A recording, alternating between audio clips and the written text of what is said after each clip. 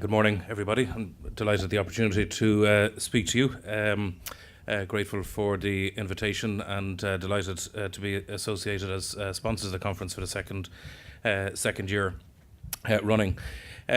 What I am going to do is just at a fairly high level have a look at this issue about displacing work from the hospital sector into the primary care sector and to see what models are likely to work in that context. So in the limited amount of time that's available to me, I want to just talk about the sort of essential ingredients of supply and demand factors, and then looking at the new model of care. So if I can do all of that in the 15 minutes allocated, I'll be happy enough with my lot. So to look at demand factors first, and I'm not going to dwell on these. They're stats that are fairly well known to all of us. This looks at what is happening to the population in Ireland. The lighter blue part, the entire bar, is the population growth of over 65s, and the lighter blue part of it is that section of that population over 80 years of age. So it's very clear what's happening in simple terms on the demand side. Fairly consistent growth going to occur in our collective demand as a community for access to health services. One of the easier ways of understanding what the financial consequences of that are is to look at the health insurers' claims cost by age cohort. So what you're seeing here on the right-hand side is the average cost of claims for those over 80 years. So if you're under 17, you're likely to cost the insurer on average about 160 quid. On average, if you're over 80, it's 3.5 grand. And that's reflected something most of you in the audience would know far better than I would. Another way of looking at the same issue on demand is GP consultations by age group. These are stats from Q3 2010, the last I could find. But again, demand for health services growing very significantly correlated with age. Another factor that needs to be borne in mind as we look at where we're at right now and what the options are is what's happening with medical cards. The number of medical cards now issued has seen a 19% increase in the last number of years, and it's at its highest in 40 years. So on the demand side, whatever way you look at it, demand is growing very significantly, and our response collectively in the health service has to be very cognizant of that dynamic. And we also have to be, unfortunately, very cognizant of the problems on the supply side, the financial problems that we're facing. If we look at total healthcare expenditure over recent years, that's as good a kind of an illustration as what's happened to us collectively in Ireland over the last number of years. Very, very steady increases in spending. Up to a peak in 2009.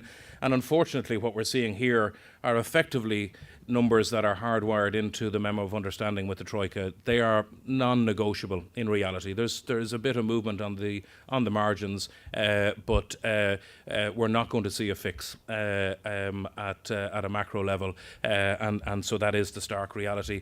And as we know, that's manifesting itself in a number of ways. If we look at the number of public hospital beds open in the system over recent years, there's a very tangible example of it. And I'm very conscious of some excellent work being done around average length of stay in the public hospital system. We tend to find it easy to have a default position of giving out or complaining about things, but I know from our own organisation that getting length of stay down is complicated, it's hard, you've got to be on it all day, every day, in order to make it work, and the success that's being achieved throughout the public hospital system is something that should be applauded. Whether the gains being achieved from that are sufficient to offset the reality of the shrinking funding is and the closure of beds and other services is an entirely separate point. But everything that I've just sort of covered in that whistle-stop tour of high-level supply and demand dynamics, you don't have to be very clever to figure out that we're not going to be able to cope with everything if we keep using the very same model of care that we've been using up to now, and that the moving the centre of gravity a little bit from secondary and tertiary care into primary care, and I'm not saying anything revolutionary at all, and there's a danger of violent consensus on a day like today. But clearly, it's in the how, not if we should do it. It's in the how we should do it, and how does that get facilitated. And one of the challenges that we have, and again, I'm conscious of putting up statistics here that I had to research to find out, and many of you in the room know them intimately. But one of the things that as I was preparing for this, that struck me is GPs as a share of total doctors in the OECD countries. So the average is shown in the middle. So 26 out of every 100 doctors in the average are GPs, and we're down here. I presume that may or may not have changed ever so slightly, but is broadly still accurate. And if it is the case that we have a smaller number, that we're lopsided, and a smaller number of GPs as a percentage of total doctors, and if it's the case that many of them are still not organised into groups such that their efficiency can increase, then as we look to move the centre of gravity from secondary care into primary care, there's going to be capacity challenges there. So what I've tried to do in the next slide is kind of, at the risk of oversimplification, is kind of paint the picture of how I think that shifting of emphasis has to take place, and why it has to take place. So in the first instance, if we look at care, and a couple of the speakers have spoken about this earlier on, if we look at care in the hospital setting, I think it was Brian O'Doherty spoke specifically, I don't know if Brian's still in the room, spoke specifically about the cost of doing procedures or diagnostics in the hospital setting versus the primary care setting. So if what we have is too much going on in the secondary care setting, we do have to acknowledge that, given the financial position that we're in, that high unit cost and poor access acts as a capitation system in its own right. So it curtails activity. I'm not saying that's a good thing or a bad thing, but if I were the Minister for Finance and having to just be conscious of total spend at that very high level, that's a feature of the current system that I would see as relevant. As we move care out of that setting into the primary care setting, I would be conscious of the fact that a lower unit price and much easier access will drive activity. So that's another reality that all of us involved in the delivery of healthcare are aware of.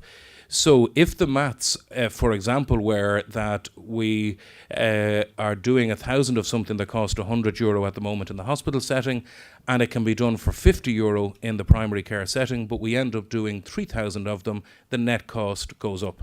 So that's just a dynamic to be conscious of. This is not to be misinterpreted as suggesting that we shouldn't go on this journey. It's simply the reality of the things we need to be conscious of as we go on that journey. And the other thing that we need to be conscious of is the quality dimension of critical mass.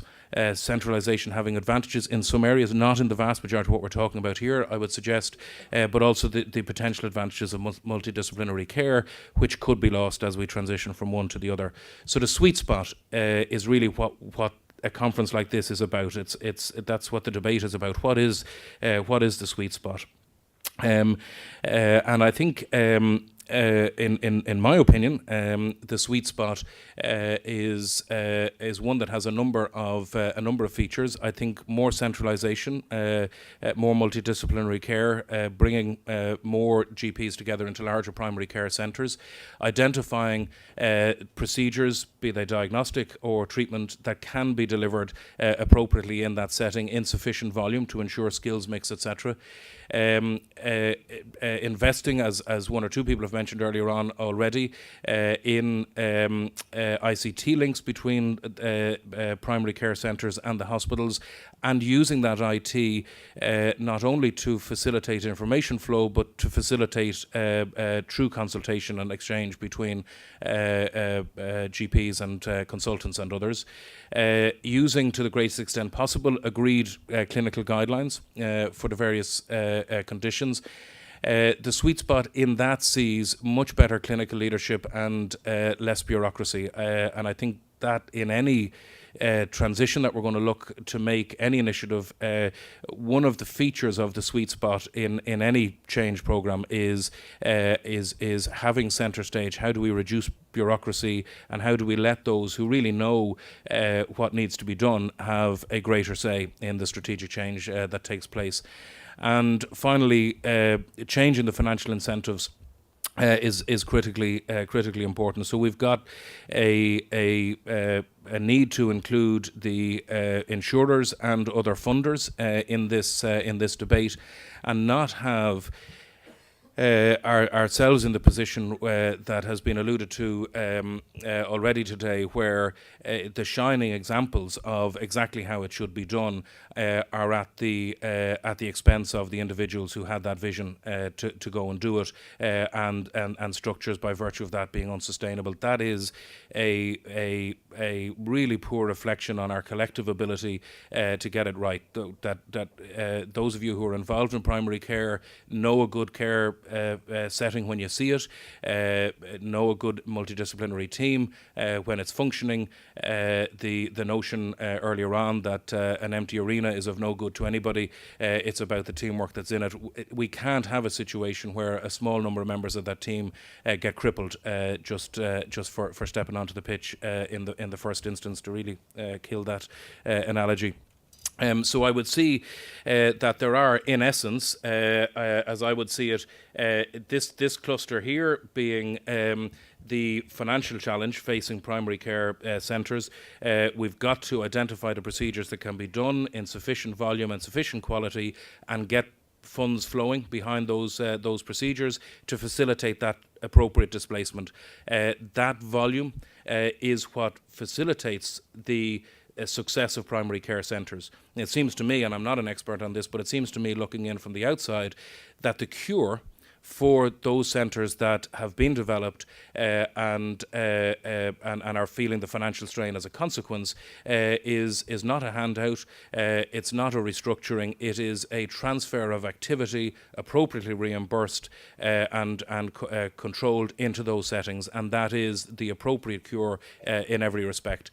And the other cluster of targets, as I say, is the quality and safety challenge that none of us would want to embark on a journey of change if they weren't properly accommodated.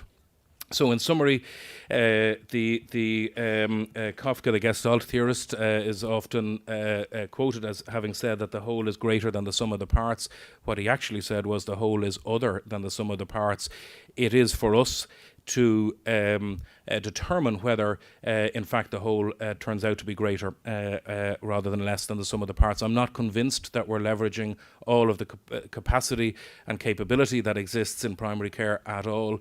It involves organisations such as my own not being defensive or parochial about procedures or diagnostics transferring out of our setting, because the reality is the networks that are being talked about, what will be successful is collaboration between all providers. If what we are facilitating as a hospital is what referring doctors want and what's best for patients, then we will be successful ultimately.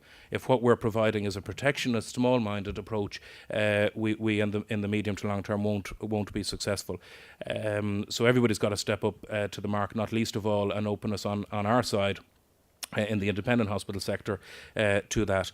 And the sweet spot then, if we are going to ensure that the whole is greater than the sum of the parts, and that we work well together, and I do think, at the risk of being kind of silly about this, we will be judged. We are at a critical point in the health service, and I wonder what will they say of us in 10 years' time or 15 years' time, those of us who are in senior or leadership positions in the health service, given the scale of the challenge that we're facing now and the imperatives that are there.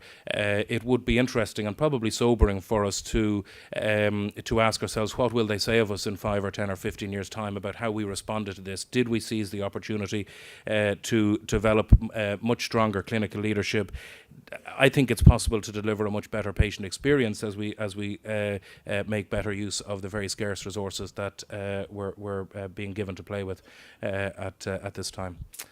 So I don't know how I did on time, but I appreciate your attention and look forward to taking any questions later on that you might have. Thank you.